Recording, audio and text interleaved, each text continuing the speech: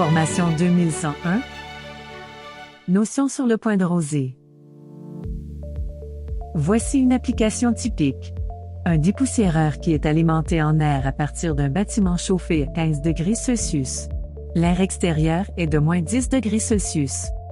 Nous nous dirigeons maintenant à l'intérieur du réseau d'air comprimé pour voir le phénomène de condensation. La partie rouge est exposée à la température ambiante d'un bâtiment chauffé à 15 degrés Celsius. La partie bleue représente la tuyauterie exposée à la température extérieure en hiver, à moins 10 degrés Celsius.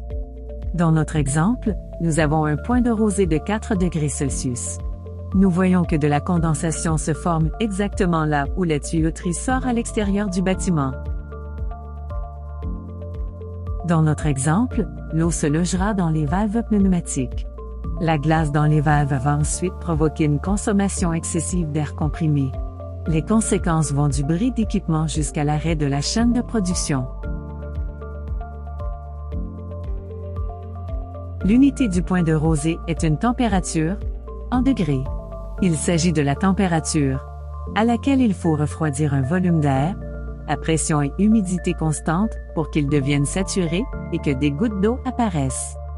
En résumé, lorsque la tuyauterie de votre système d'air comprimé est exposée à une température ambiante plus froide que le point de rosée, il se forme de la condensation à l'intérieur de celui-ci. Exemple 1. Notre point de rosée est de 4 degrés Celsius. Il n'y aura aucune présence d'eau tant que le réseau sera exposé à une température au-dessus de 4 degrés Celsius.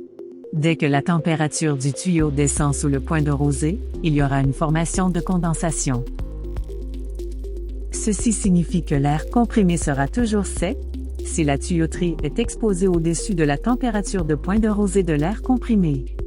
Cela signifie aussi que de l'eau se formera dans votre réseau d'air dès que votre tuyauterie sera exposée à une température sous le point de rosée de l'air comprimé. Vous comprenez maintenant pourquoi un point de rosée de 4 degrés Celsius ne convient pas pour un réseau d'air installé à l'extérieur. En hiver, la tuyauterie est exposée à des températures aussi basses que moins 40 degrés Celsius. Il faut donc traiter l'air comprimé pour obtenir un point de rosée autour de moins 40 degrés Celsius pour éviter toute formation d'eau et de gel dans le réseau d'air. L'équipe de Frédéric.ca vous remercie de votre écoute.